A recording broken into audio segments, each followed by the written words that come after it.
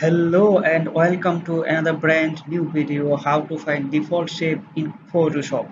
So let's get started. So first of all you can find the Photoshop default custom shape. You can go window to shape, window to shape. Here you can find the default shape in Photoshop. If you don't get the lots of shape in Photoshop, you can click on three line in here. In three line you click here, and you can find restore default shape. Okay, or legacy shape. Already I have another shape, so this option is not okay.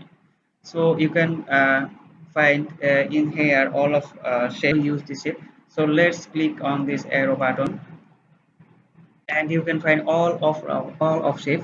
I hope you can like this video, and I hope your problem is solved. So thanks for watching. That's 1 minute. See you tomorrow.